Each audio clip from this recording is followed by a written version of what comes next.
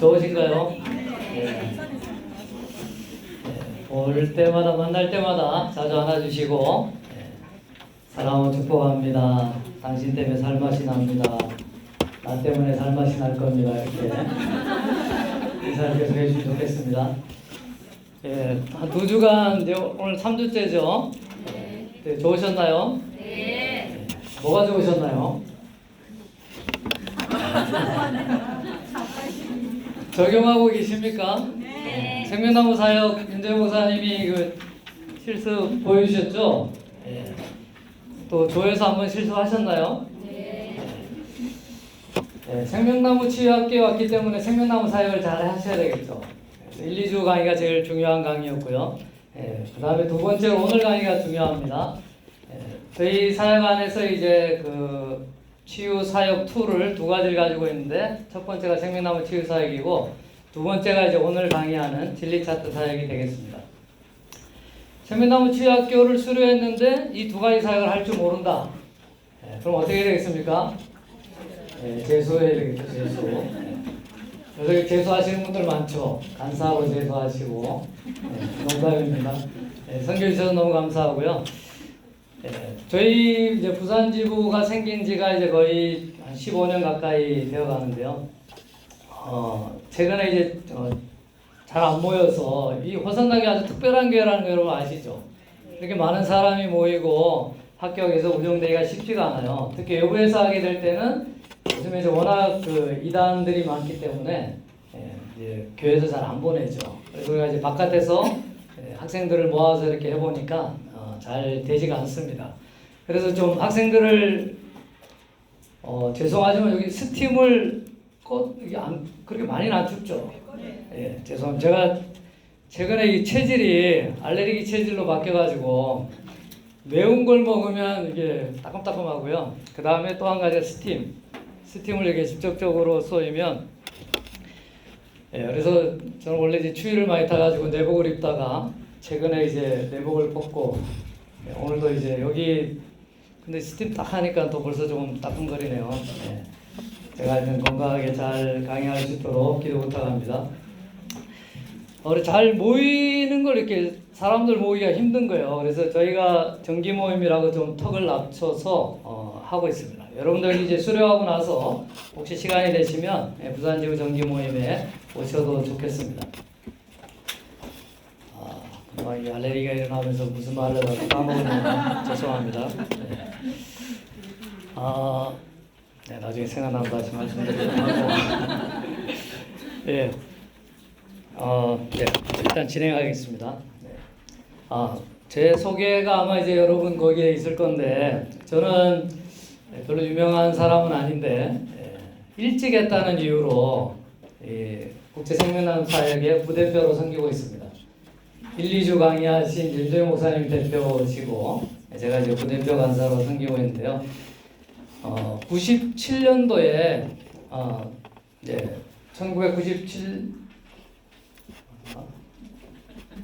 갑자기 하여튼 그 부산지부 처음 시작을 이제 저희가 했는데요.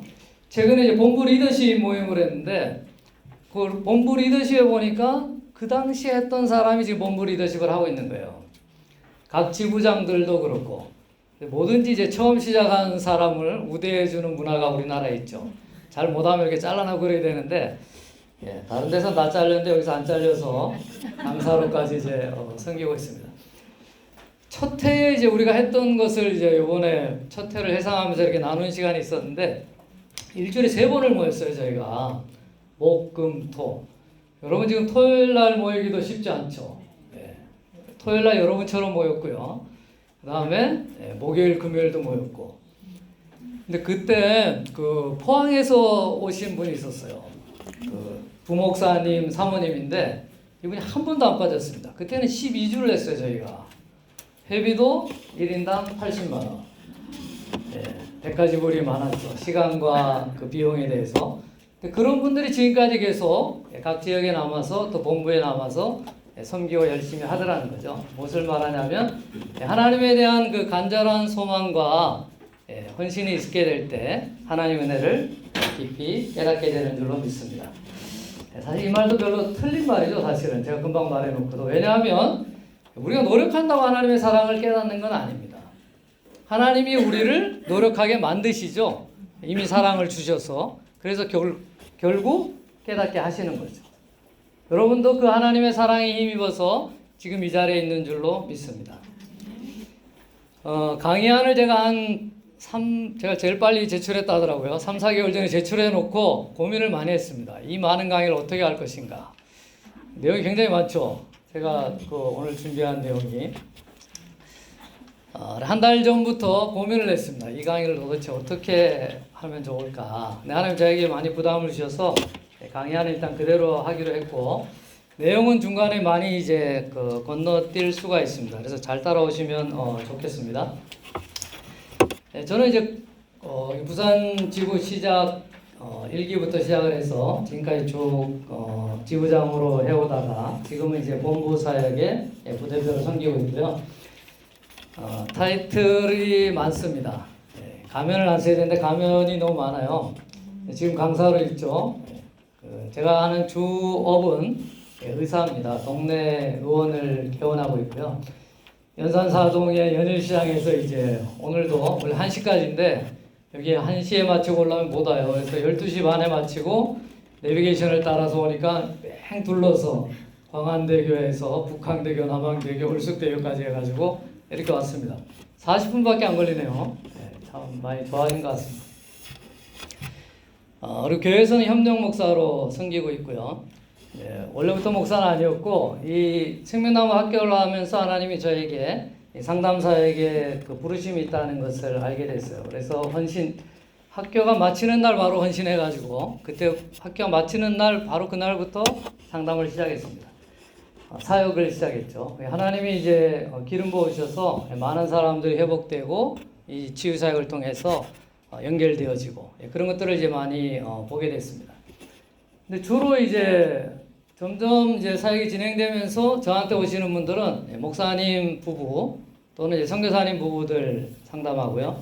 최근에 이제 이혼 위기 제 본인은 아닌데 제가 부부 상담하고 형제 상담만 하거든요. 자매 상담은 해줄 간사님들이 많기 때문에 그러다 보니까 이제 이혼 위기 부부 상담을 최근에 좀 많이 하고 있습니다.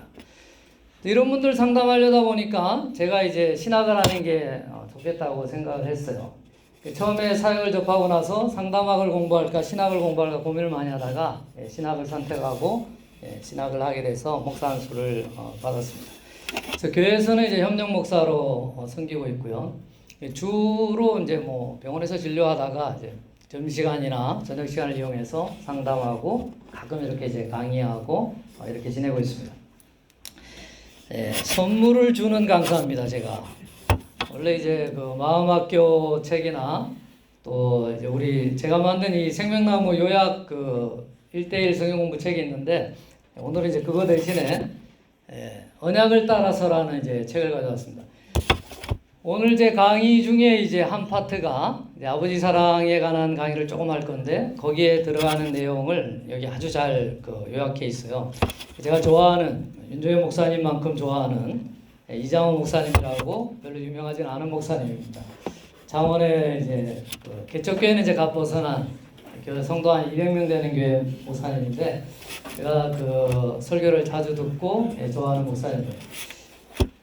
제가 강의 중에 갑자기 질문을 합니다. 그래서 질문에 답을 잘하는 분한테 제 마음대로 제가 세 권을 선물할 테니까 졸면은 선물을 못 하갑니다. 이상 소개하고 진행해 보도록 하겠습니다. 이 생명나무 치유학교의 가장 중요한 것은 역시 생명나무 치유 사역입니다. 그래서 윤정현 목사님 강의를 잘 들으셨는지 잠시 요약 설명하도록 하겠습니다. 학생이 공부를 잘하려면 뭘 잘해야 되죠? 요즘은 선행학습이 이 모든 학생들 다 망치고 있죠. 선행학습 때문에 대학생들의 이 학력이 저조됐대요. 대학 교수님들이 다 그렇게 동일하게 이야기하는 겁니다. 저도 그것에 동감하고 공부를 잘하려면 복습을 잘해야 된다, 여러분. 복습을 잘해야지 그것이 내 것이 되죠. 선행학습하니까 이제 뭐 안다고 잘 안 듣다 보니까 또 자기가 이렇게 개발해서 공부하는 수학 능력이 떨어지는 거죠. 복습해 드립니다. 지난 학기 때는 이런 강의들을 잘 안 했습니다. 해도 조금만 하다가 요번에 이제 제가 왕창 이 강의를 넣었어요. 이 강의를 이제 꼭 해야 되겠다고 생각한 이유는 제가 이제 올해 특별히 상담하면서 복음을 너무 모르더라는 거죠, 사람들이. 윤정 목사님 이제 생명나무 강의 처음 강의할 때 이제 복음에 대해서 강의 많이 하죠. 우리가 생명나무 사역도 좋고 진리를 찾아서 좋은데, 진리 찾아서는 아직 안 배웠죠. 생명나무 사역 배우셨잖아요. 여기 아마 상담 공부하신 분도 있고 신학 공부하신 분도 좀 계실 건데, 다른 상담 사역하고 이 생명나무 사역하고 다른 게 뭡니까? 강의를 들으면서 뭐가 다르죠? 한번 말씀해 보세요. 잘 대답하면 상품이 나갑니다. 상담은 상담사가 영향을 주는 거려 되고 생명나무 치유는 하나님께서 그것도 이제 틀린 답은 아닌데요.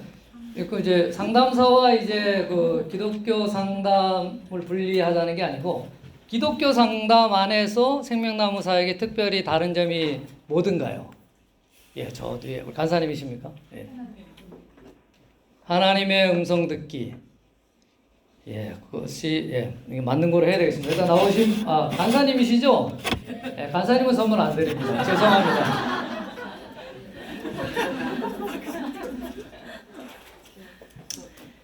저희 치유사역의 가장 큰 특징은 내 안에 있는 거짓말을 찾아내는 거예요. 그래서 그 거짓말에 대해서 하나님의 음성을 듣는 것이 다른 치유하고 조금 독특한 부분이죠. 하나님의 음성을 들으면 치유가 일어나는 거죠. 근데 하나님의 음성을 알아야지 듣죠.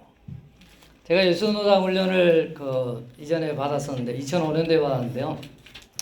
그때 간사님 한 분이 한 말이 있어요. 머릿속에 들은 게 있어야지 하나님 말씀하죠. 하나님이 알려주시는데 이게 하나님의 음성인지 모르고 하나님의 뜻인지 모르고 성경 말씀인지 모르는 거예요. 제가 올 한해 이제 상담하면서 가장 답답했던 것 중에 또 안타까웠던 것 중에 하나는 복음에 대해서 너무 모른다는 거죠. 저 자신도 잘 몰랐고 지금도 제가 계속 깨달아가고 있는 중이고요. 지난주 강의에 윤정 목사님이 용서에 대해서 강의 많이 하셨나요? 네. 맞습니까? 왜 고개 끄덕이는 분이 너무 없습니다. 용서 강의 하셨죠?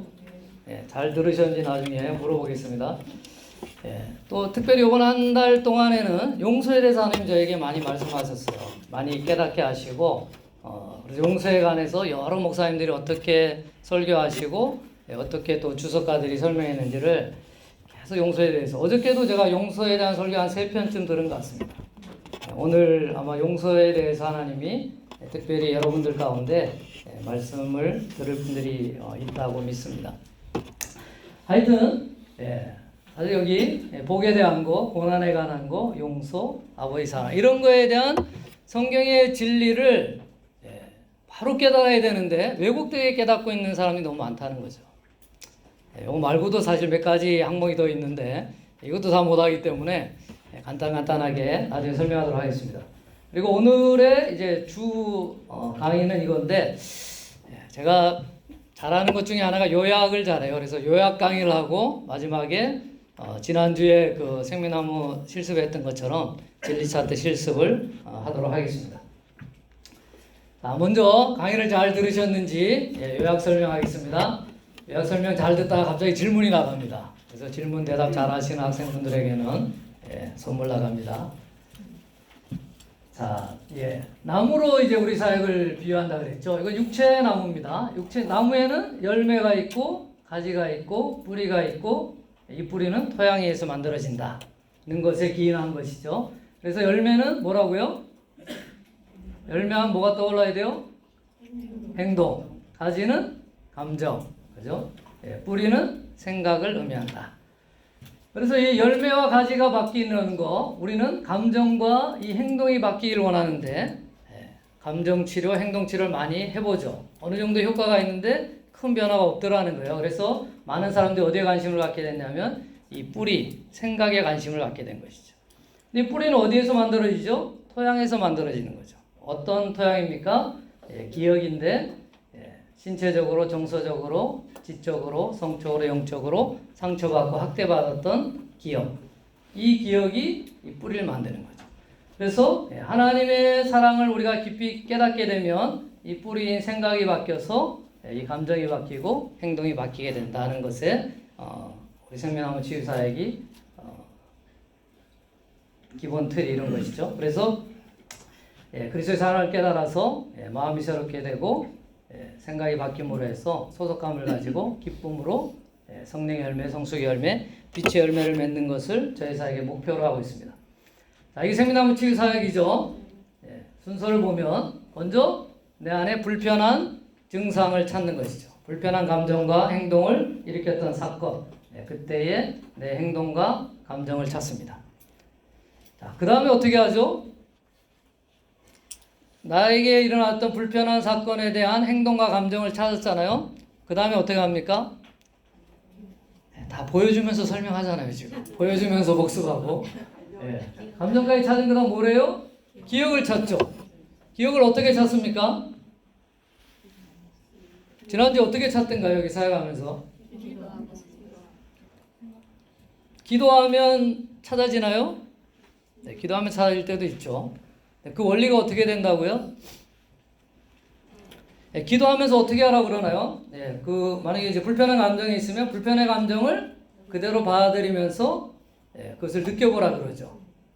불편한 감정이 예를 들어 두려움이었다. 두려움이 한 5 내지 6 정도였다면 최대한 그 불편한 감정이 동일하게 느껴지도록 느껴보라 그러죠. 그래 느끼게 되면 우리 이 뇌 안에서 뭐가 작용을 하죠? 대뇌 변형계라는 말 들어보셨습니까? 지난주에 강의하셨죠? 잘 몰라야지 강의하기가 편합니다. 감사합니다. 그 감정을 충분히 느끼게 되면 대뇌 변형계가 활성화가 돼서 기억이 떠오르게 돼 있다 그랬죠. 이것은 뇌과학에서 이제 발견해낸 것이죠. 상품을 줄지 좀 걱정이 됩니다. 좀 작년 학생들 굉장히 똑똑했는데 올해도 기대하고 왔습니다, 제가.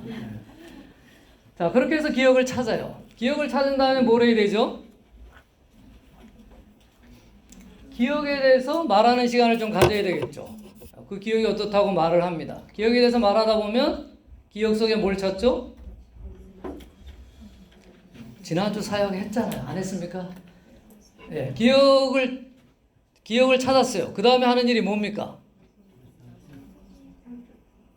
손 들어서 잘 대답하면 이거 선물 준다고요. 조회서도 했죠, 이거. 우리의 기적 중에 하나가 실습을 하고 이래도 잘 몰라요. 그래서 반복을 해야 되는 거죠. 국가대학생이 6년 동안 밤잠 안 자가면서 계속 공부합니다. 그런데 실습이 필요한 거죠. 그래서 본과 3학년 4학년 때 1년 반 실습합니다. 그거로도 안 되죠. 그래서 인턴을 하고 레전트 수련 과정이 필요한 거죠. 여러분도 마찬가지입니다. 본부 간사님들 모였는데 이제 걱정을 하는 거예요. 우리가 지금 10여 년이 넘는 사역을 했는데 우리가 볼 때 이게 생명나무 치유 사역하고 진리차트 사역이 쉬운데 이걸 자유자재로 이렇게 잘 하는 분들이 너무 적더라. 이게 뭐가 문제인가? 그런데 이제 제가 이번에 이제 부산지부 정기 모임, 열린 모임을 했는데 그때 그 간사님들 오래 있던 간사님들 7, 8명이 와서 거기 왔던 학생분들을 이제 1대1 사역을 해줬어요. 너무 잘하는 거예요. 이분들은 물론 한 10년 이상 된 분들입니다. 다. 여기도 이제 아마 간사님들 오래 하신 분들은 생명나무 사역, 진리차 사역 잘 하겠죠. 여러분이 잘할 때까지 실습하시고 점검하시면 누구나 잘할 수 있습니다.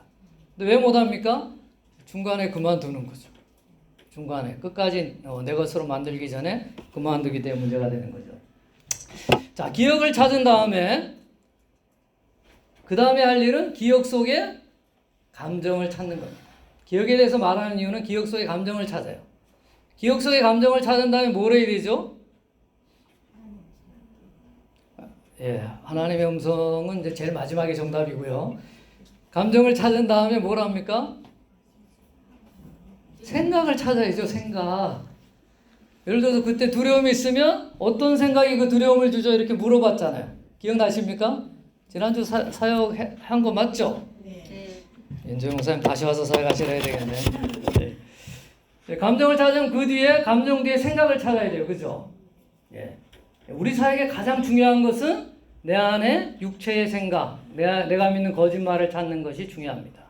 그냥 우리의 사역의 특징은 생각을 찾아서 그 생각에 대한 하나님의 음성을 들음으로 치유가 일어나기 때문에 그래요. 그래서 기억의 감정을 찾아서 그 다음에 생각을 찾았습니다. 그 다음에 뭘 합니까? 네, 여기 이것만 보니까 답이 잘 안 나오죠. 네, 지난주 사역한 걸 봐야죠. 생각을 찾은 다음에 뭐 했습니까? 아까 말씀하셨잖아요. 하나님의 음성을 들어야죠. 그 다음에는 내가 믿는 그 거짓말에 대해서 하나님 뭐라고 말씀하시는지 하나님의 음성을 들으면 치유가 일어나는 것을 생명나무 치유사역의 기본형이라고 합니다. 이것은 확장형이라고 되어 있죠. 그렇게 생각을 찾고 하나님의 음성을 들으면 치유가 일어나는데 생각만큼 치유가 잘 안 일어나는 사람들이 꽤 많더라는 거죠. 그런 사람들을 위해서는 이런 방해물 작업을 방해물을 제거하는 작업을 해야 된다. 그래서 이 방해물 제거 작업까지 하는 것이 확장형입니다. 이것도 강의를 하셨죠? 윤정 목사님 간단하게. 안 하셨나요? 아까 용서 강의 했다면서요. 요즘 강의 스타일이 좀 바뀌셔가지고 하여튼 그럼 제가 하여튼 복습해드리겠습니다. 자, 잘 치유사역이 안 일어난다. 그때 해야 될 게 뭐냐면 첫 번째 그 기억 속에 상실과 비탄을 다루는 겁니다. 하고 싶은 말 다 하게 하는 거죠. 자매분들이 오래 살죠? 형제보다 최소 5년에서 10년 오래 살잖아요. 평균 수명이. 왜 그럴까요? 하나님 잘 믿어서 그럴까요? 하나님 안 믿는 사람도 오래 살잖아요. 상실과 비탄을 잘 다루잖아요. 자매님들은. 늘 이렇게 내적 치유하잖아요. 같이 친구들하고 만나가지고. 잘 대화만 해도 내 것을 이야기만 해도 5, 60% 해결된다 그러죠. 상실과 비탄 다룰 작업을 충분히 합니다. 그 다음에 죄가 있다면 내가 상처받은 사건에서 내가 하나님 앞에 죄를 고백할 것이 있다면 회개하는 거죠. 그 다음에 상처를 준 대상에 대해서 용서를 합니다. 세대적인 묶임을 끊고 기도하는 거죠. 여긴 다 마음의 묶임을 끊고 지나친 마음의 묶임입니다. 내적인 맹세를 끊고 악한 영을 쫓아내는 기도를 합니다. 처음에 해당되는지 안 되는지 잘 모르잖아요. 그래서 사역 초반에는 이걸 다 하면 좋습니다. 여러분 그 강의 매뉴얼 뒤에 사역 매뉴얼이 있죠. 거기에 친절하게 사역 매뉴얼까지 다 해주는 그런 사역단체는 별로 없습니다, 여러분. 저희가 볼 때 이 사역이 쉬운 것 같다고 생각했는데 생각보다 어려워하는 분들이 많아가지고 초창기에 우리가 부산지부에서 사역 매뉴얼을 만든 거예요. 감사 안 하십니까, 여러분? 그냥 그 생명나무 차트 옆에 놓고 그 사역 매뉴얼만 읽으면서만 해도 사역이 잘 되게끔 디자인되어 있습니다. 이렇게 이 작업, 방해물 제거하는 작업을 다 한 다음에 다시 내가 찾은 이 거짓말에 대해서 하나님의 음성을 듣게 되면 치유가 일어난다는 것이죠. 자, 여기까지가 지난주의 복습입니다. 질문. 이것을 이해하는 게 이번 생명나무 치유학교의 가장 중요한 겁니다, 여러분. 이 사역을 여러분이 배우러 오셨고, 물론 이제 사역의 툴만 배우면 안 되겠죠. 그 툴 안에 있는 하나님의 그 사랑과 진리를 깨달아가는 시간이 되기를 기원합니다. 자, 질문 하나 하겠습니다. 이번에 선물 나가는 시간입니다. 내적인 선물한다고 어려운 질문하는 것 같은 것 같아요. 긴장들 하시는 것 같아요. 좋아 안 하시고. 자, 내적인 맹세 중에 제가 했던 이제 사역했던 형제님이 이제 이런 맹세를 했어요. 어릴 때 자기 이제 그 기억 속에서 내적인 맹세를 찾았는데 나는 모든 사람에게 공평하게 대우해야 되겠다. 좋은 맹세입니까? 나쁜 맹세입니까? 우리가 보게 될 때 객관적으로 볼 때 좋다고 생각되는 거죠. 이것을 이제 끊는 작업을 했어요. 왜 끊는 작업을 해야 될까요? 이게 질문입니다. 제 질문. 예. 저희 안에 하나님의 사랑처럼 모든 사람을 공평하게 대할 수 있는 그러한 게 없습니다. 예. 그것도 정답인데 제가 원하는 딱 부러지는 정답이 아니에요. 그 틀린 답이 아니고 정확한 정답이거든요. 우리 안에 그렇게 할 수 없다는 걸 알아야 되겠죠. 윤정현 목사님 강의한 데서 답을 찾아야 돼요, 여러분. 왜 나는 모든 사람이 공평하게 대우했다는 내적인 맹세는 좋은 맹세니까 이거 가져가야 되는 거 아닙니까? 많은 사람 공평하게 대우해야 되는 거 아니에요? 자기 교만. 네, 그걸 다르게 표현해 보세요. 강의 중에 윤조혜 목사님 강의한 데서 찾으라고요. 예? 예? 고아 같은 마음. 작년인가는 왔을 때 대답하시는 분 있었는데 사람이 두 가지 악을 행했다 그러죠. 두 가지 악이 뭐죠? 첫 번째 생수의 근원 대신 하나님을 버린 것과 두 번째 자기 스스로 웅덩이를 판 것. 자기 스스로 웅덩이를 파는 작업인 거죠. 내적인 맹세라는 것은 하나님 없이 내 힘으로 살아가겠다는 거예요. 이 땅을 살아가는 동안에 많은 일반 사회에서는 자수성가한 사람을 상당히 좋게 봅니다.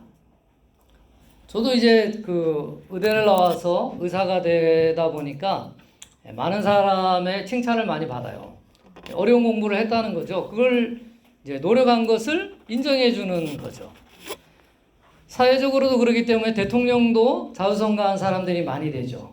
물론 이제 아버지 후광을 받아서 대통령 되신 분도 있지만 이명박 대통령 또 노무현 대통령 이런 분들은 대표적인 그 자수성가형이죠. 우리나라 대통령 중에서 그런 분이 존경받는 겁니다. 일반 사회에서는. 하나님 앞에서는 자수성가한 사람이 칭찬받을까요? 존경받을까요? 전혀 그러지 않습니다, 여러분. 못돼 먹은 사람이에요. 죄송합니다. 사실 성경이 그렇게 말하는 거 어떡하겠습니까? 여러분, 우리가 하나님 없이 잘하는 것은 하나님 되려고 하는 시도예요. 그래서 하나님 앞에 우리는 늘 죄인으로 나 자아 인식을 해야 되는 것입니다. 내가 죄인인 자아 인식을 해야지만 예수 그리스도의 십자가의 보혈의 피가 은혜로 다가오는 것이죠. 여기 생명나무 치유사역에 와서 뭔가 좀 내 지금 답답한 것 좀 해결하려고 그렇게 오신 분들 많죠. 자기의 치유를 두 가지 종류가 있거든요. 치유를 받으러 오시는 분, 또 하나는 치유를 써먹으려고 오시는 분. 이게 다 틀린 겁니다. 예수님을 만나러 와야죠. 생명나무 치유사역을 통해서 예수님을 만나시기를 예수님의 이름으로 기도합니다. 내적인 치유, 내적인 맹세 끊어야 됩니다. 왜 끊어야 되죠? 좋은 맹세라도 자기 스스로의 웅덩이를 파는 거기 때문에 그렇습니다.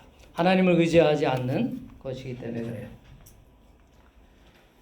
자, 생명나무 사역 요약. 혹시 질문 있습니까? 생명나무 사역에 대해서 좀 더 자세하게 제가 조금 요약할 수 있는데 또 제 강의할 부분들이 있기 때문에 아니면 지난주 윤 목사님 강의한 것 중에서 혹시 질문하실 분. 생명나무 치유사역이 제일 중요하거든요. 강의 때 좀 조르시가 잘 못 들으신 분들은 유튜브에 윤정현 목사 치면 생명나무 강의가 지난 1주, 2주 강의한 것보다 더 자세하게 잘 되어 있을 겁니다. 꼭 들어보시고 정리하시면 좋겠습니다. 자, 오늘은 이제 이 강의들을 조금 시간 될 때까지 제가 해보려고 합니다.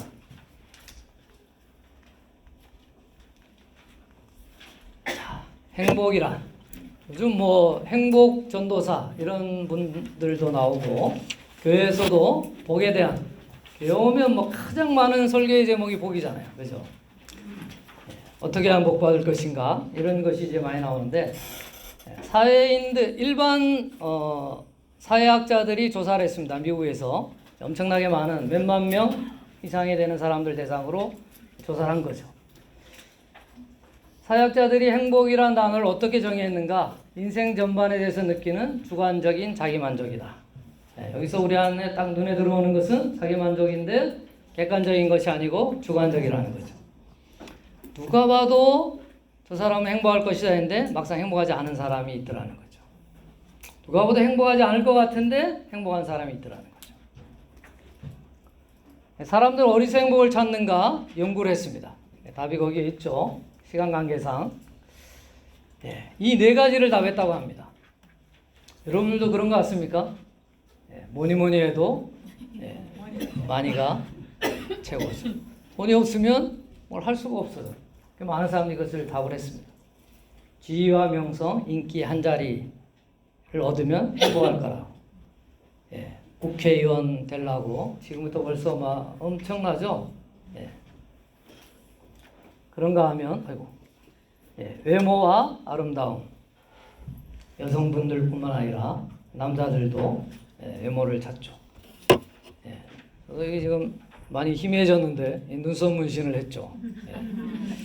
우리 아내 등살에 못 이겨가지고 이제 노무현 대통령도 이게 안검하수증이 있어가지고 수술했죠. 저도 이제 안검하수증이 돼가지고 너무 불편하더라고요. 피곤할 때 이게 눈꺼풀이 너무 무거운 거예요. 그래서 이제 안검하수증 수술을 했는데 후배 병원에 가서 했는데 이게 쌍꺼풀 하면 이게 인상이 많이 바뀐다고 위에를 이게 두 가지 수술이 있거든요. 안검하수증이 눈꺼풀을 이렇게 째서 위에 눈썹을 째가지고 이렇게 당기는 겁니다. 그렇게 하니까 이제 편하고 좋은데 눈썹이 없어졌어요. 이렇게. 그래서 이제 저도 이제 성형을 했는데 전 세계에 성형 수술이 제일 많은 나라 중에 하나가 우리나라입니다. 러시아하고 1, 2위를 다툰대요. 옛날에는 대학교 졸업하고 쌍꺼풀 했죠. 그러다가 대학생 때 이제 쌍꺼풀 수술하고 요즘은 중고등학교 때 다 하죠. 여학생들이. 안 하는 애가 없죠. 우리 딸내미가 이제 대학교 2학년인데 쌍꺼풀 수술 하려는 소리 안 해가지고 다행이다 싶었더니만 고등학교 졸업하자마자 딱 하더라고요. 하여튼 사람들은 외모와 아름다움을 추구하고 있습니다. 그러면 행복해질 거라고 생각하는 거죠. 그 다음 쾌락. 이런 것들이 있으면 행복해질 것 같습니까? 행복합니다, 여러분. 실제로. 왜냐하면 돈이 많은 사람과 돈이 적은 사람의 행복 지수를 비교 조사했어요. 돈이 많은 사람이 행복이 더 행복하다고 나옵니다, 요즘. 물론 이제 모든 돈 있는 사람이 행복한 건 아니죠. 그런데 사회학자들이 보니까 이런 것을 다 가지고 있는 사람들이 결코 행복하지 않더라는 거예요. 제가 한때 좋아했던 최진실 그 연예인이 있습니다. 이분이 하나님 믿는 사람이었지만 자살했죠. 이분이 이것을 다 가지고 있었던 분 아닙니까, 그죠? 또 이 가운데도 아마 이제 표를 찍고 존경했던 분 계실 건데 노무현 대통령도 그렇게 하셨죠. 그런가 하면 우리나라의 가장 부자인 이건희 회장의 막내딸도 미국에서 자살을 선택했어요. 이런 분들은 자기 평생의 삶이 재정에 구애 안 받고 살아갈 수 있었던 사람이죠. 그렇지만 그들의 삶이 별로 행복하지 않았다는 것을 사회 현상 가운데서 우리는 발견할 수 있는 겁니다. 그래서 사회학자들이 고민이 된 거예요. 많은 사람들이 이런 것들을 답했고 이것이 있으면 행복할 것이라 답했는데 정작 이것이 있는 사람들 중에 많은 사람들이 행복하지 못하더라는 거죠. 그래서 연구를 더 했습니다. 왜 행복하지 못할까? 많은 사람들이 적응하더라는 거예요. 공동주택, 연립주택에 살던 사람의 꿈이 뭐냐면 화장실 달린 아파트에 사는 겁니다. 너무 불편하니까. 그래서 열심히 돈을 모아가지고 한 20평짜리 아파트 화장실 달려있는 화장실이 안에 있는 아파트에 이주했습니다. 행복할까요? 행복하지 않을까요? 행복하죠. 얼마 동안 행복할까요? 경험담이 다 나오시죠, 지금. 이것도 연구했어요. 연구해보니까 빠른 사람은 2주, 긴 사람은 한 6개월 가더래요. 물론 이제 편차가 있습니다. 더 오랫동안 행복한 사람도 있겠죠. 저는 한 10년 전에 이사했는데 지금 집 좋습니다. 물론 제가 보기에는 제 것에 비해서 제가 생각했던 것에 비해서 좀 아빠가 큰데 그래도 하여튼 이제 감사하죠. 사람들은 거기에 머무르지 않고 이제 자녀들이 생깁니다. 자녀들과 같이 화장실 쓰는 게 너무 불편하네요. 아침에 화장실 2개가 필요한 거예요. 한 40평대 아파트가 이제 필요하기 시작했습니다. 자꾸 욕구가 상승하는 거죠. 그래서 만족과 행복함이 없는 거예요. 서울에 가면 90몇 평짜리 아파트를 바로 2개를 사가지고 구멍을 내서 이렇게 펜트하우스인가 거기서 그렇게 사는 사람도 있다 그러대요. 우리 자영 목사님이 하는 말씀이 있습니다. 설교 중에 우리의 평생이 화장실 개수 늘리는 아파트 늘리다가 하나님 나라 가면 안 된다고. 하나님 나라 싸가지고 가지 못하잖아요. 자, 세 번째는 상호 비교하기 때문에 그렇습니다. 비교를 하는데 어떻게 비교하냐면 자꾸 상향 비교하는 거예요. 자기보다 얼굴이 잘생긴 사람, 자기보다 키가 잘난 사람, 자기보다 돈이 많은 사람, 자기보다 학식이 좋은 사람, 이런 사람들하고 비교하니까 자꾸 열등의식에 빠지는 거죠. 하향 비교는 괜찮을까요? 하나님 앞에서는 하향 비교도 안 됩니다. 하향 비교하면 어떻게 되죠? 교만하게 되죠. 그래서 사람들은 이런 걸 통해서 행복감을 찾지 못한다는 거예요. 우리는 다른 사람하고 비교하면 되겠습니까? 매일 비교하면서 살아가지만 성경에서는 창조의식을 가지고 살아가라 그러죠. 하나님은 하나님 앞에서 저와 여러분은 전 세계 70억 인구 가운데 유일한 한 명이죠. 맞습니까? 하나님이 저와 여러분을 만드신 것이 맞습니까? 옆에 분하고 한번 인사하겠습니다. 당신은 하나님의 걸작품입니다. 한 번 더 인사하겠습니다. 나는 하나님의 걸작품입니다. 옷을 조금 벗겠습니다.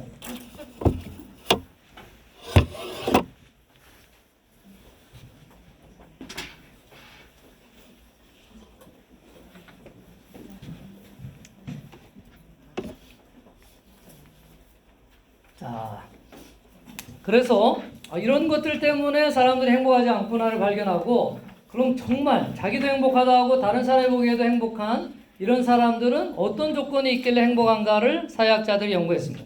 여러분, 이거 기독교 학자들이 연구한 거 아닙니다. 일반 사회학자들이 연구한 거예요. 그렇게 해서 이 4가지를 찾아냈습니다. 재정적으로 안정된 사람이 행복하더라는 거예요. 재정이 없는 사람은 행복하기가 어렵더라는 겁니다. 역시 돈이 중요하구나. 꼭 돈이 많은 거를 그렇지만 이야기하는 건 아니에요. 필요한 재정은 있어야 된다는 거죠. 두 번째로 건전한 신앙. 신앙인이 더 행복하더라는 거예요. 이것은 꼭 기독교 신자만을 대상으로 한 게 아니었기 때문에 기독교 신자, 불교 신자, 이슬람교 뭐든지 종교를 가지고 있는 사람이 종교를 가지고 있지 않는 사람보다는 더 행복하더라는 겁니다. 세 번째, 봉사하는 직업에 있는 사람. 그거보다는 자기 하는 일에 의미를 부여할 줄 아는 사람이 행복하더라는 거예요. 똑같은 일을 해도 거기서 감사하는 사람이 있는가 하면 그러지 못한 사람이 있죠. 개원 의사들은 감사하면서 살아갈까요? 불평하면서 살아갈까요? 제가 한 달에 한 번씩 이제 우리 고신의대 출신의 연제구에 있는, 연제구도 이제 연산 노탈에 있는 그 근처에 있는 이제 원장님도 한 10명 정도가 한 달에 한 번 모입니다. 모이면 모임의 주제가 어쩌든지 빨리 이 개원의사를 접고 편안하게 쉴 것인가. 매일 이제 그 삶의 불평을 늘어놓는 시간이죠. 이렇게 모이면. 자, 네 번째, 사랑하는 관계가 있는 사람은 행복하다라는 거예요. 많은 어려움과 고난이 있을지라도 가정에 자기를 지지해주는 가족이나 자기를 지지해주는 지인이 있는 사람들이 더 행복하다라는 거죠. 이 중에서 어떤 게 점수가 가장 많이 나왔을까요, 여러분? 맞습니까? 제가 앞전에 자꾸 이상한 질문 하니까 꼬우는 것 같죠? 역시 4번이 제일 많이 나왔습니다.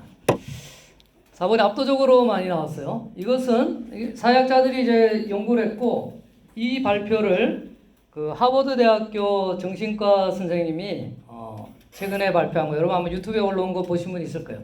거기서도 그것은 전향적 연구를 하나요? 제가 요즘 이제 학교를 나온 지 오래돼가지고 프로스펙티브 스타디, 프로스펙티브 스타디를 해가지고 70년인가 오랫동안 한 거예요. 이게 한 사람이 한 게 아니고 대를 이어서 이렇게 하버드 정신과인가요? 거기서 해서 발표했는데, 거기서 똑같이 행복감을 가장 많이 주는 것이 사랑하는 관계다라고 발표가 됐습니다.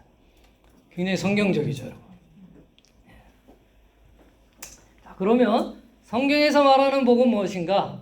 성경에 여러 군데에서 복에 대해 설명하고 있는데 에베소 1장 3절 한번 같이 읽어보겠습니다. 시작.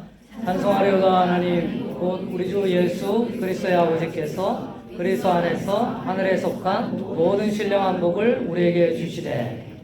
자, 여기 복이 나오죠. 성경에서 말하는 복은 뭐냐? 세상에서 말하는 복은 돈이고 한자리고 외모고 쾌락이고 이런 것이 세상에서 말하는 복이었는데 성경에서 말하는 복은 거기 에베소 1장 3절처럼 하늘에 속한 복, 신령한 복, 영적인 복이라는 거죠. 복에 대한 설교가 많이 나갑니다. 복에 대한 찬송가도 많아요. 근데 그 복이 뭐냐는 거예요. 여러분, 성경에서 말하는 복과 세상에서 말하는 복이 다릅니다. 그런데 옛날에 이제 우리 어머니 시절, 그 할머니 시절에 그 정수 떠놓고 빌던 샤머니즘 신앙이 또 불교에 가서 믿던 그 신앙이 다시 교회에 와서 똑같이 세상의 복을 달라고 비는 우리들은 아닌가 한번 생각해 봐야 되는 거죠.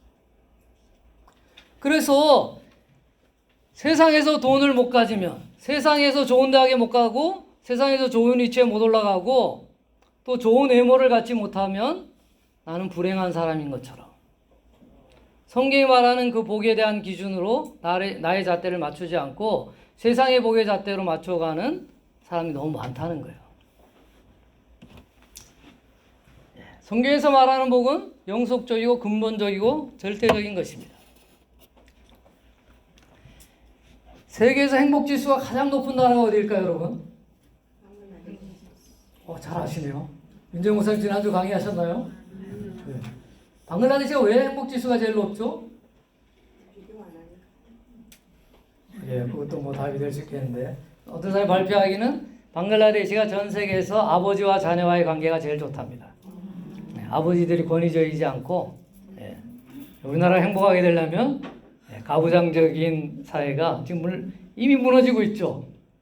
저희 집에서는 제가 가부장인지 잘 모르겠습니다. 저도 이제 빨리 세대를 파악하고 열심히 가정일을 하고 있습니다. 성경에 이 복이라는 단어가 어디에 제일 먼저 나올까요? 창세기 1장에 나옵니다, 여러분. 12장 생각하셨죠? 아브라함에게 복을 주시는 거. 1장에 나옵니다, 1장. 1장에 하나님이 사람을 창조하시고 사람에게 복을 주시되 생육하고 번성하고 충만하라 땅을 다스리라 뭐 이런 거 나오죠. 정복하라. 그런데 그거보다 복이 앞에 하나 더 나와요. 누구한테 이 복이라는 단어를 썼냐 하면 바다의 짐승, 바다의 물고기, 땅의 짐승들에게 복이라는 단어를 썼어요. 그럼 바다의 물고기와 땅의 짐승들이 복을 받으면 어떻게 되나요? 돈을 버나요? 얼굴이 잘생기지나요? 한자리를 얻나요? 뭘 말하는 걸까요? 성경에서는 이제 히브리어로는 바라크라고 그러는데요. 이 바라크는 하나님과의 관계가 온전하게 된 것을 의미합니다. 다시 말해서 피조물과 하나님과의 관계가 올바로 된 것, 하나님이 원하는 피조물의 상태로 있는 것이 복이라는 거죠. 우리가 이 복이라는 단어를 영어로는 해피니스를 복이라고 그러죠. 행복. 해피니스는 원이 뭘까요? happened. 그죠? happen. 어쩌다가 일어나는 겁니다. 어쩌다가. 요행이죠. 성경적인 복은 뭘까요? 영어로? blessing입니다. blessing. 축복이죠. blessing은 원이 뭘까요? bleeding이죠. bleeding. 피 흘림. 예수님의 피 흘림에 은혜가 임하여지만이 복인 것입니다. 에베소 1장에 3절, 4절, 5절에 계속 복에 대해서 설명하고 있습니다. 그 복은 뭐냐면 바로 예수님이에요. 예수님의 십자가가 우리에게 복을 주시는 것입니다. 저와 여러분 안에 누가 들어와 계시죠? 예수를 영접하셨죠. 예수님을 영접했으면 우리가 복을 영접한 것입니다. 복을 받은 것이에요. 세상에 둘도 없는 복을 저와 여러분이 받은 것이죠. 맞습니까? 아멘이 적은데요. 가장 큰 복을 저와 여러분이 받았다고요. 네, 제가 상담하면 이거 설명하는데 오랜 시간을 드립니다. 진정한 복을 따라서 우리가 가야 되잖아요. 이 땅은 유한한 것이고 이 땅은 없어질 것이죠.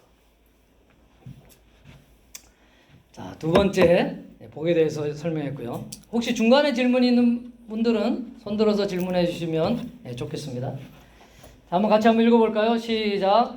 자신을 의지하고 살아가는 인생을 다루시는 하나님의 보편적인 방법은 고통과 고난이다. 윤정희 목사님 첫날 강의 때 말씀하셨죠? 들은 바 오래되셨습니까? 강의 안에 보면 있을 겁니다. 자, 사람들은 위기가 오면 뭐죠? 고통을 느끼죠. 위기 가운데. 힘들잖아요. 그러면 하나님은 이 고통 가운데 우리가 순복하길 원하고 그래서 그 안에서 깨어지고 치유와 성장을 경험하길 원하십니다. 많은 사람들이 반항하죠. 어떻게? 수동적인 열매, 공격적인 열매, 도피적인 열매로 반항하고 있습니다. 자, 시편 119편 71절 같이 읽겠습니다. 시작. 고난당한 것이 내게 유익이라 이로 인하여 내가 주일례를 배우게 되었나이다. 왜 고난당한 것이 유익이라고요? 고난을 당하고 겪을 때만이 그 가운데 배울 것이 있다는 거예요. 그래서 우리 크리스찬의 삶 가운데는 반드시 고난이 있습니다. 시편 34편 19절 시작.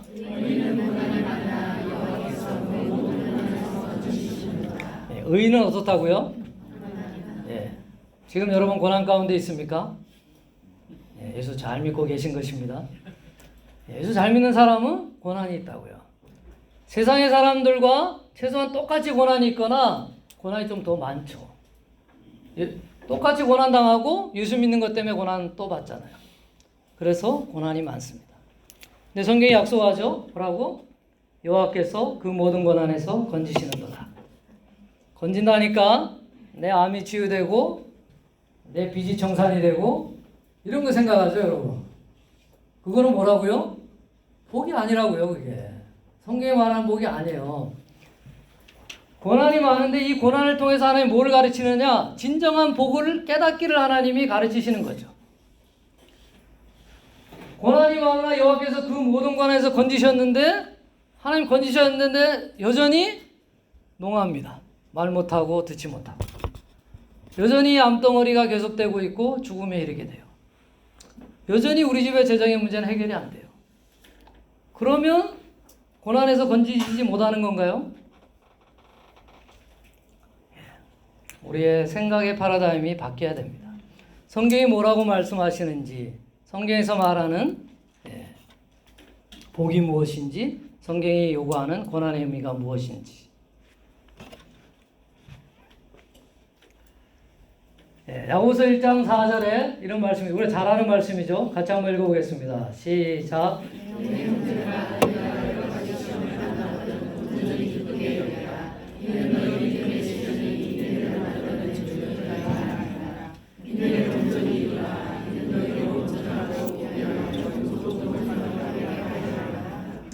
시험을 만나면 어떻게 하라고요?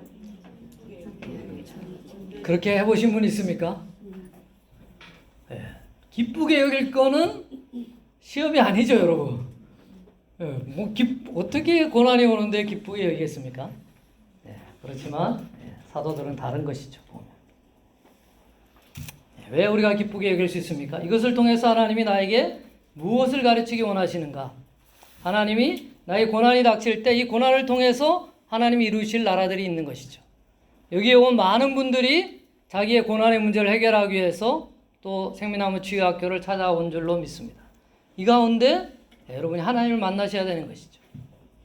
하나님의 은혜를 접하고 하나님의 말씀을 붙들게 될 때 그것이 조금도 부족함이 없는 상태가 되는 줄로 믿습니다. 여기 왔는데 돈이 생기고 여기 왔는데 쾌락이 있고 이런 것으로 우리의 회복이 있는 것이 아니에요. 여기 와서 진정한 하나님 아버지의 사랑과 용서를 경험해야 되는 줄로 믿습니다. 욥기 23장 10절 같이 읽겠습니다. 시작. 나의 가는 길을 오직 그가 아시나니 그가 나를 단련하신 후에는 내가 정금같이 나오리라. 예, 하나님의 단련의 시간, 연단의 시간이 필요한데 이게 언제까지 되겠습니까? 네, 하나님 나라 갈 때까지입니다. 이 땅에서는 우리가 완성을 보질 못해요. 이 땅에서는 계속 하나님의 다룸을 받는 것이죠. 예, 욥이 이러한 연단을 다 이제 받고 마지막에 욥기서 마지막이죠. 42장 5절에 이런 말합니다. 같이 읽겠습니다. 시작. 내가 죽게 대하여 귀로 듣기만 하였었더니 이제는 눈으로 주를 배웠나이다. 욥기서 전체를 통해서 얼마나 욥이 자기의 의를 드러냅니까? 또 실제로 의로운 사람이었고요. 하나님 앞에 죄를 범하지 않기 위해서 정말 노력했던 사람입니다. 그렇지만 하나님의 꾸지람을 듣고 나서 욥이 하나님 앞에 회개하죠. 눈물로 회개한 다음에 그 다음에 욥이 고백하는 겁니다. 귀로 듣기만 하는데 내가 이제 하나님을 눈으로 본다. 경험한다는 것이죠. 여러분이 하나님을 많이 알았을 것입니다. 지식적으로 많이 경험했을 것입니다. 예, 치유사에게 어려운 이유는 이 머리에서 이 가슴까지 내려오는 이 40cm의 거리가 너무나 오래 걸린다는 것이죠. 머릿속에 안 이 지식이 내 내면으로 들어와야 되는 것이죠. 자, 요 명제도 한번 같이 읽어보겠습니다. 시작. 종종 우리는 고통에서 벗어나게 해달라고 하나님께 간구하지만 사실은 고통의 과정을 겪으면서 하나님을 더욱 사랑하게 된다. 윤정희 목사님이 신학교에 가니까 신학교 교수가 첫날 칠판에 신학생 이렇게 딱 쓰더니면 그 밑에다가 인생 끝 이렇게 적더래요. 그러면서 이게 이제 생명나무 부산지부 이제 2대 부산 생명나무 치유학교 이제 1기 때 오셔가지고 첫날 강의하면서 그런 말씀하더라고요. 그러면서 거기 온 이제 치유학생 그때 한 30여 명이 이제 1기 때 했는데 생명나무 치유학교에 온 학생분들 여러분 인생 이제 끝입니다. 이렇게 이야기하시더라고요. 그 기억이 지금도 생생한데 왜 그럴까요? 갑자기 잘못 오셨다는 생각이 갑자기 드시나요? 여기 와서 하나님의 치유와 은혜를 그렇게 깊이 여러분들이 깨달아갈 건데 하나님 가만두시겠습니까? 여러분을 써먹어야지. 여러분의 삶 가운데 회복이 일어나고 또 그 회복을 통해서 다른 사람들에게 전달되는 통로로 사용하실 줄로 믿습니다. 저는 인생이 평탄하고 행복하고 좋은 사람이었습니다. 우리나라는 공부 잘하면 칭찬을 받잖아요. 어릴 때부터 이제 뭐 공부는 잘한 편이었기 때문에 칭찬을 받고 의사가 되고 또 뭐 예수 잘 믿고 신앙생활 잘하니까 늘 뭐 이렇게 칭찬해 주셨어요. 뭐 결혼도 무난하게 했고 결혼하고 나서도 뭐 교회에서 이렇게 인고 부부로 소문나고 잘 지냈습니다. 이제 꼬이기 시작한 것은 생명나무 치유학교를 하고 난 다음부터입니다. 생명나무 치유학교를 하고 나니까 재정의 문제가 생기고 어느 날 아내하고 다툼이 생기고 자녀하고 다툼이 생기고요. 교회 청년이 저한테 대든 일이 생기고 제 몸이 아프고 제가 몇 번 쓰러지고 심장이 좀 약하거든요. 제가 이제 크게 기억이 상실되는 졸도를 한 3번쯤 했었고요. 그래도 제가 별로 이제 위험 수위를 못 느꼈는데 이 알레르기가 제일 불편하네요. 몸 지금도 약간씩 닦아놓거든요, 사실은. 하여튼 생명나무 치유 학교를 마치고 사역을 하면서부터 제 인생이 고난의 시작이었습니다. 지금도 이제 여러 가지 고난 가운데 있고요. 그런데 이제 돌이켜 보면 많은 사역자들은 윤정희 목사님 자기 이야기 좀 하시던가요, 간증? 네. 어떻게 윤정희 목사님의 그 생애가 평탄한 생애는 아니었죠. 아버님도 참 힘든 분이었고. 대체로 치유사학자들은 그런 분들이 치유사학자가 됩니다. 자기 삶이 고통스럽고 어렵고 이런데 예수님을 만나는 거죠. 그래서 이제 치유사학자가 되는 거죠. 제가 좋아하는 이제 목사님 중에 또 한 분, 김길 목사님이라고 있습니다. 예수전도단에. 좀 예수전도단을 좀 잘 아시는 분은 이제 김길 목사님 아실 건데, 이분은 이 삶이 파란만장했어요. 한때 이제 제가 좀 멘토로 삼았던 분인데, 이분 이제 그 저서도 많이 나왔습니다. 거기 저서에 이렇게 이제 간증, 뭐 저는 이제 간증으로 많이 들어서 잘 아는 건데, 이분이 이제 어렸을 때 아버지하고 어머니하고 싸워가지고 어머니가 이제 집을 나갔죠. 8살 때인가 이렇게 나갔어요.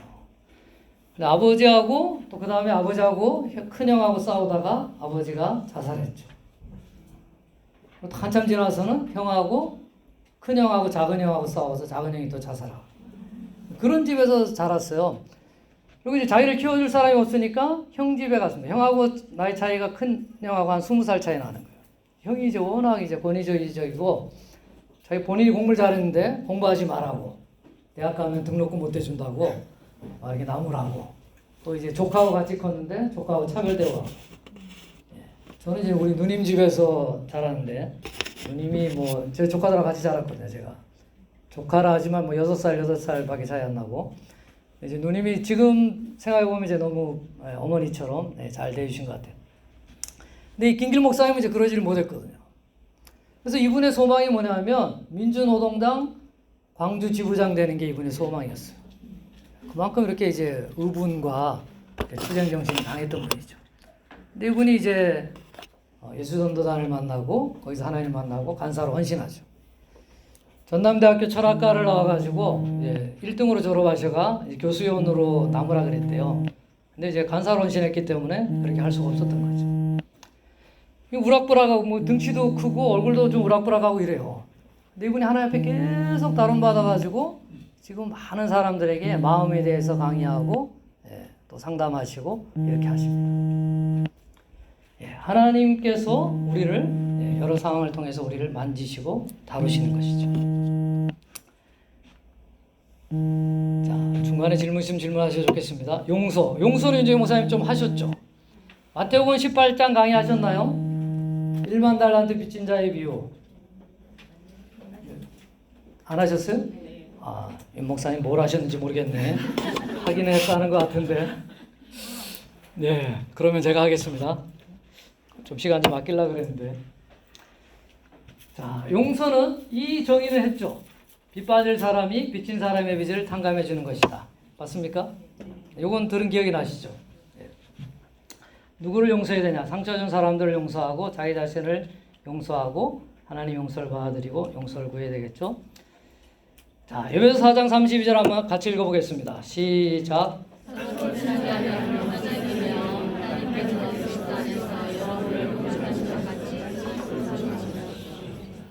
예. 자, 용서하는 기준이 뭐냐면 하나님께서 그리스도 안에서 여러분을 용서하신 것 같이 용서하라는 거예요. 하나님 원하는 수준이 굉장히 높죠. 예. 항상 높았습니다. 하나님은.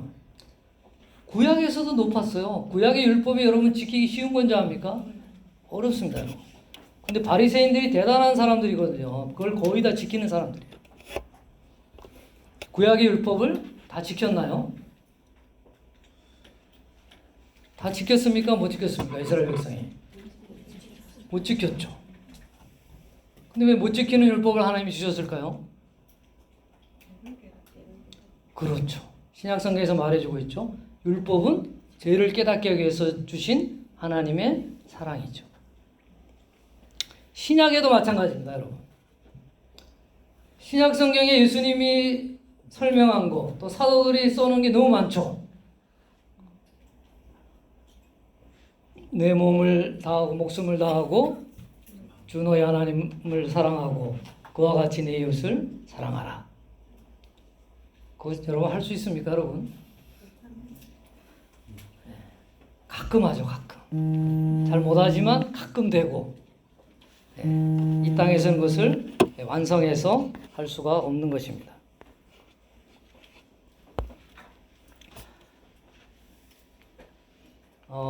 나는 마태복음 18장을 설명하시는 줄 알았는데 설명하겠습니다. 용서에서 너무 중요한 장이고 요번에 여기 제가 오기까지 2시 50분에 쉬는 거 맞죠?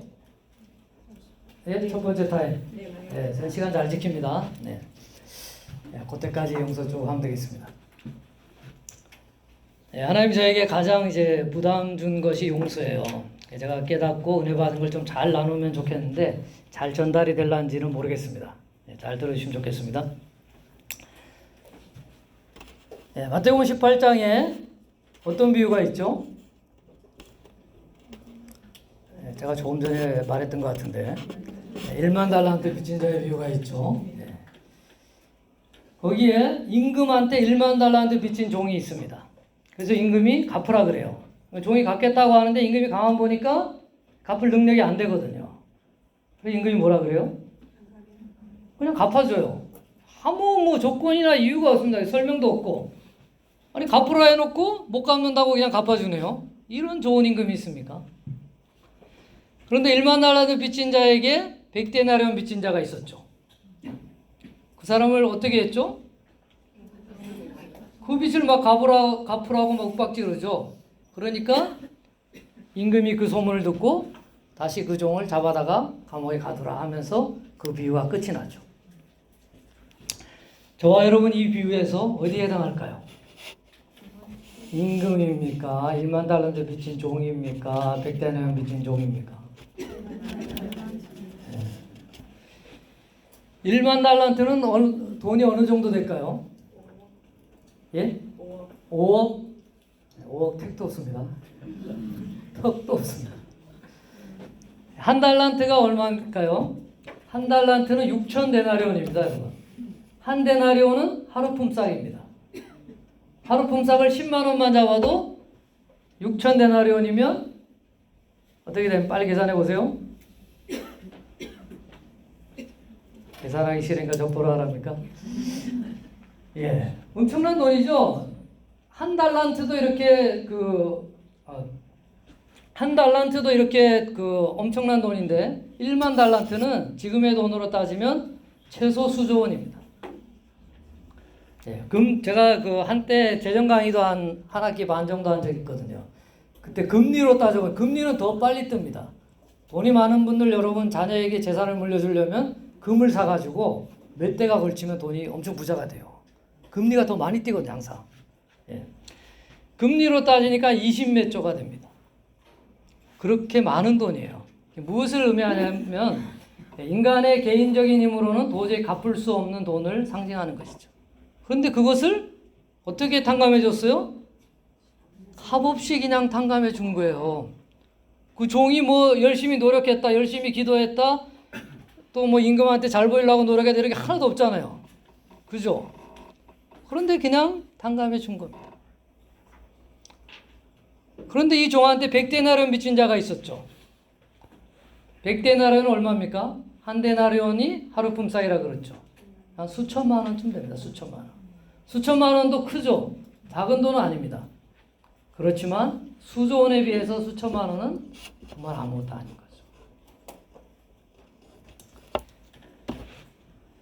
자, 여러분 용서의 원칙들은 설명 들었나요? 네, 윤재 목사님 다시 오시라 해야 되겠습니다. 자, 용서는 다른 사람을 바꾸는 것이 아니다. 빚을 받을 사람이 빚을 진 사람을 풀어주는 것이다.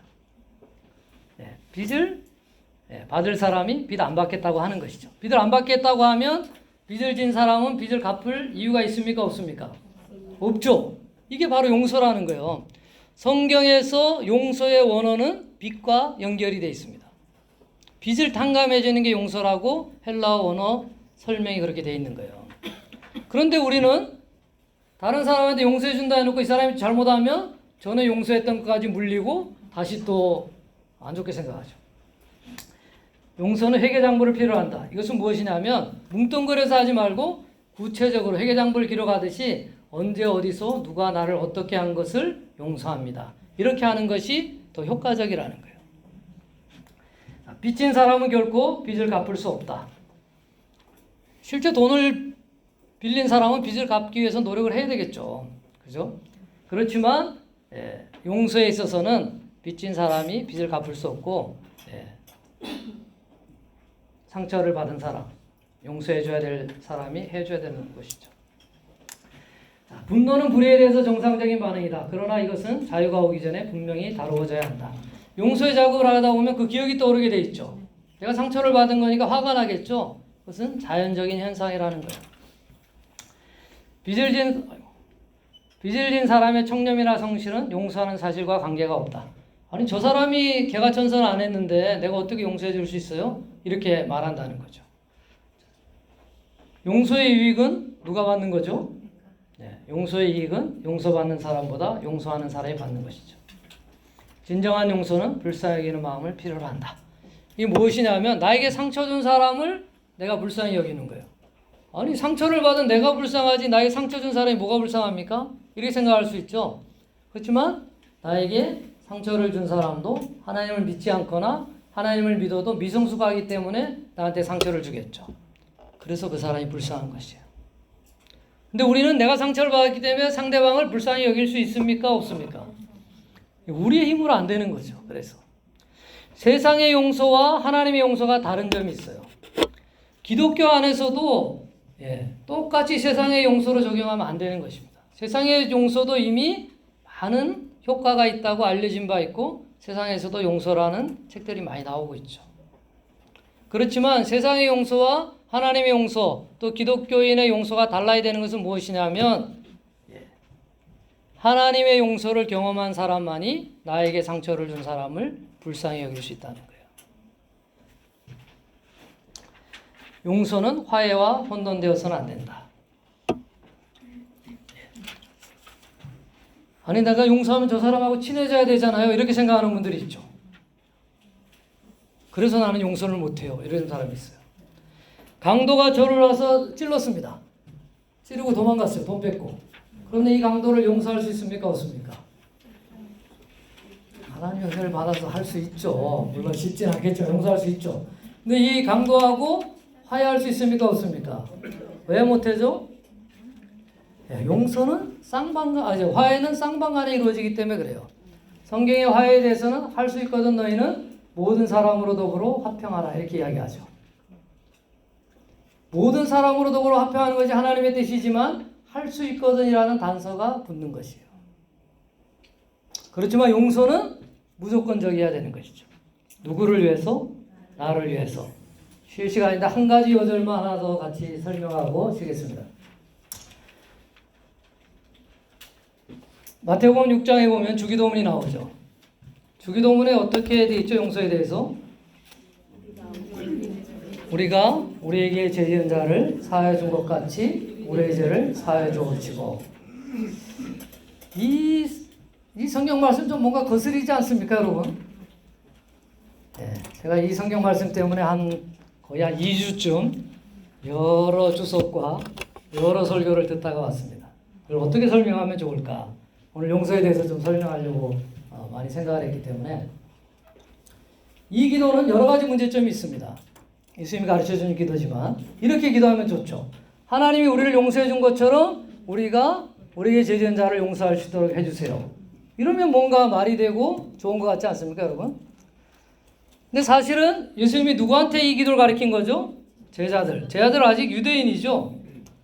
유대인의 율법에는 어떻게 돼 있죠? 나에게 상처 준 사람은 어떻게 돼 있습니까? 나에게 죄 지은 자를 똑같이 갚아줘야 돼요. 내 돈을 약탈해 간 사람은 그 돈을 뺏어야 됩니다. 의도를 가지고 사람을 죽인 사람은 그 사람을 죽이는 것이 율법이에요. 그러니까 우리에게 죄 지은 자를 용서해 준 것처럼이라는 그 기도 자체가 잘못된 거예요. 유대율법에 있어서는. 그죠? 우리는 지금 한참 들었으니까 뭐 그게 그러려니 이렇게 하지만 유대인들은 율법을 따르고 존중했던 사람들이기 때문에 예수님이 그 기도를 가리킬 때 굉장히 황당했을 거라고요. 고대 근동의 많은 법들이 그랬습니다. 그래도 성경에 있는 율법이 제일 안전한 거예요. 똑같이 대하라니까. 어떤 이제 고대 근동의 법에는 하나를 맞으면 10대를 해야 되고 뭐 이런 법도 있거든요.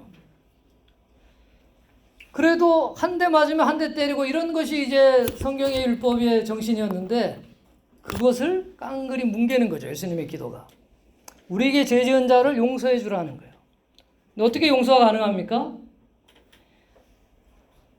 이 기도에서 예수님이 말씀하는 것 중에 가장 핵심은 뭐냐면 내가 어디에 속한 사람이냐는 거예요. 내가 유대인이냐, 유대교에 속한 사람이냐, 아니면 예수에 속한 사람인가를 말하는 것이죠. 저와 여러분은 이미 하나님의 나라에 속해 있는 사람인 것입니다. 하나님 나라에 속해 있는 사람은 생각과 가치관과 이런 것이 다 하나님이 원하는 가치관과 생각으로 살아가야 되겠죠. 하나님이 원하는 사람이 됐는데 하나님 원하는 가치관으로 살아가지 않는다면 하나님의 사람이 아닌 거죠. 거기에 대해서 쭉 설명했죠.